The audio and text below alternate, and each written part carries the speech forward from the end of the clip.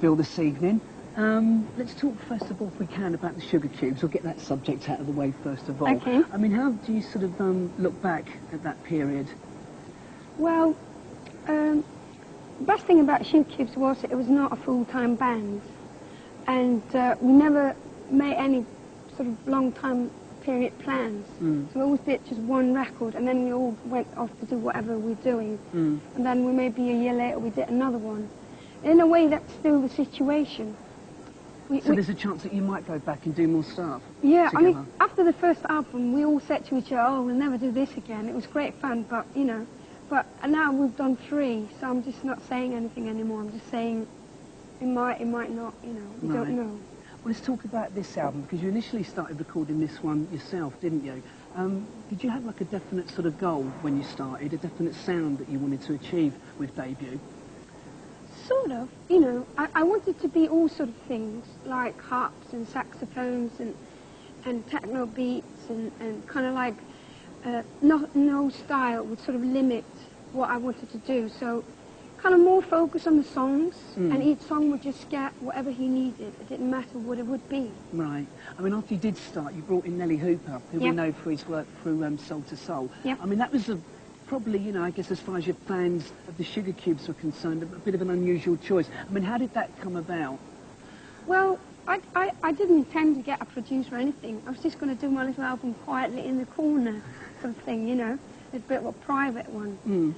And then, you know, I kind of got to know him through friends, and we were hanging out a lot together, and it just ended up that after getting to know him, something sort of, you know, sort of magical was going on. We kept sending each other cassettes, and it's kind of like, you know, it's kind of like 1 + 1 is 3 kind of situation, you know.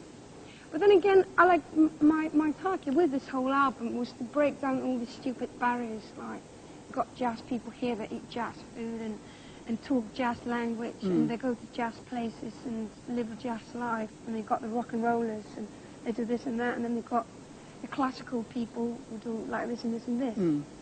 But, you know, on this album it's like a harp player, like jazz saxophone players, and, you know, all these different people, and Indian string section that was recorded in Bombay, and then like me and like Nelly, who are probably the 2 sort of main characters on the album. It's like all of them were like delighted to be able to not do something in their category, but kind of like sneak outside that.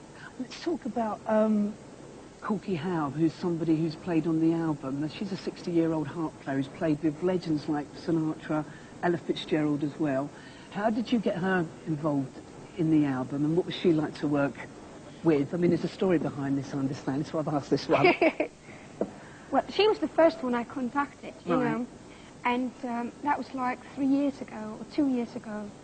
And I just found out there was this lady in Los Angeles who played jazz on harp in a very violent manner. In a violent manner? Yeah, not like this angel stuff, you know. She kind of sits on a roof, skyscraper, and watches the city with all the helicopters and all the gangsters following each other, and plays her harp and sweats really hardcore and thumps and sort of a bit sort of Jimi Hendrix vibe, you know.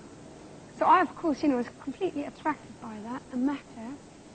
And first we were going to do my songs, but she didn't really get them, you know, which is kind of fair enough. You know, there's a bit of a generation gap going on there.